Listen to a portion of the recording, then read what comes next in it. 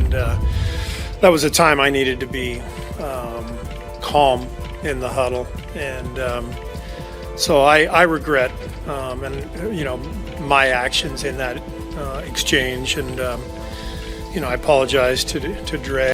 On December 22nd, 2025, Draymond Green didn't just argue with Steve Kerr. He walked off the Warriors bench mid-game, leaving millions stunned by what they saw.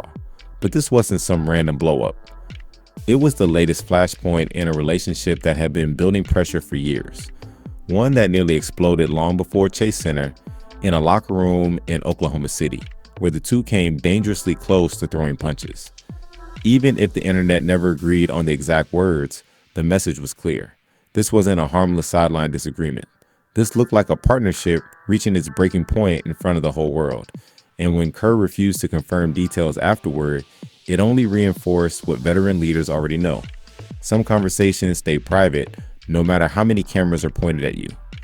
What made this moment different wasn't just the confrontation. It was what came after. Draymond wasn't sent anywhere. He chose to remove himself before things got worse, framing it as growth rather than meltdown. And considering his history, texts, suspensions, and blowups at the worst possible times, the timing couldn't have been louder. Late December, Christmas Day looming, and the league suddenly watching a supposed dynasty unravel. But what most people missed was the deeper truth.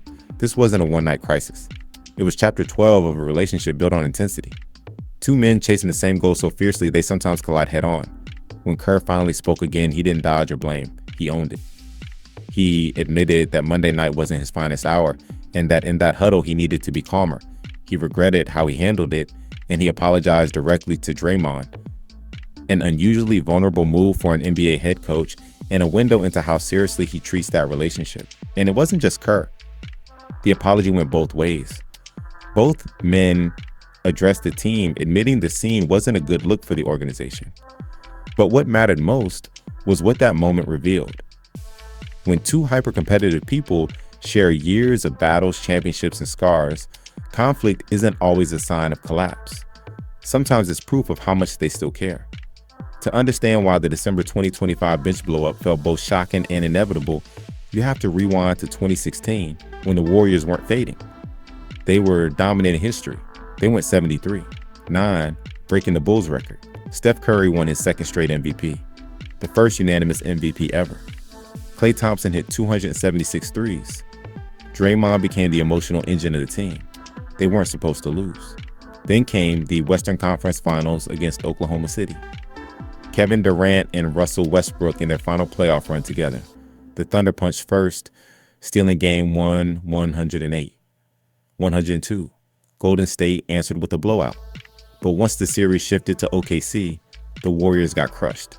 133. 105 in game 3, then another humiliation in game 4, leaving the greatest regular season team ever down 3. One is staring at elimination.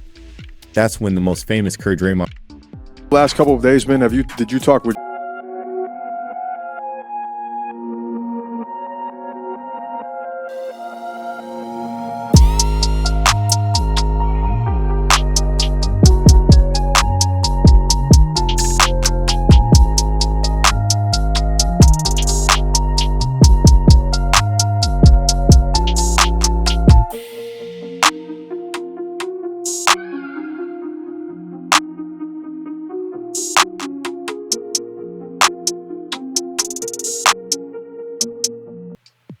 At halftime, behind closed doors, with the season slipping away? Reports say it wasn't normal yelling. It was volcanic. The entire locker room froze while the two dominated the space, pushing each other to the edge. Draymond later described it in brutally vivid terms. In that moment, Kerr wanted to kill him, and then realized Draymond wanted to kill him too. Teammates scrambled to break it up before it crossed the line they couldn't return from. And then something flipped. That halftime explosion didn't break them. It refocused them. Game 5, Curry poured in 31 points to keep the season alive. Game 6 became legend. Klay Thompson hit 11 three-pointers, still an NBA playoff record, scoring 41 and forcing Game 7. Back at Oracle, Curry and Klay combined for 57 as the Warriors completed the comeback, winning 96-88, becoming only the 10th team in NBA history to overcome a 3. One deficit. What looked like a relationship fracture became a catalyst. For Kerr and Draymond, that was the paradox. The clashes often came right before the triumphs. What happened next shaped modern basketball. The Warriors reached the finals, then lost in crushing fashion as Cleveland became the first team to overcome a 3. One deficit in finals history, with LeBron's chase down block and Kyrie's dagger 3 defining Game 7. But Golden State's response was even more era-changing. Kevin Durant made the controversial decision to join the team that beat him, and the Warriors won back-to-back titles in 2017 and 2018, with Durant earning Finals MVP both years. Through it all, Kerr and Draymond remained the emotional engine. High voltage, combustible, but still aligned on the mission. 4 championships, a dynasty that defined the league, and at the center of it, 2 people so intense their relationship sometimes combusts, yet somehow rebuilds stronger. But by 2025, 26, the Warriors weren't the unstoppable force they once were. They become something more fragile. Legends fighting time, trying to negotiate between what they were and what they still might be. Kerr said it out loud in December. Something that would have sounded impossible in their prime. There's beauty in the struggle, and the Warriors are a fading dynasty. Not excuses, not surrender. Just a brutally honest assessment from a coach with nothing left to prove, but still hungry for more. And the context matters. Steph Curry, now in his 16th NBA season, still has a resume that borders on unreal. 4 championships, 2 MVPs including the only unanimous one, 11 All-Star selections, and over 4,151 three-pointers. The all-time record. He even added Olympic gold at the 2024 Paris Olympics, plus a second All-Star Game MVP at age 36. But Father Time doesn't negotiate. The coaching mission isn't domination anymore. It's extracting every last drop of greatness while building what comes next. Even Draymond sees it. Kerr revealed that Green has told him straight up. He's not the same player he was 8 years ago, and he won't be the same 2 years from now either. That kind of honesty is rare in a league where ego often outlasts ability. And the NBA itself has changed. Faster pace, more threes, more athleticism.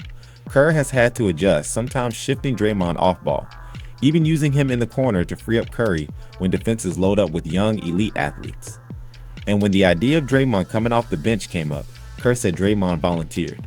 No complaints, no drama, because winning matters more than pride. Kerr's most striking point wasn't tactical. It was personal. He described Draymond as complex, intensely loyal, and passionately committed, not just to the Warriors, but to people.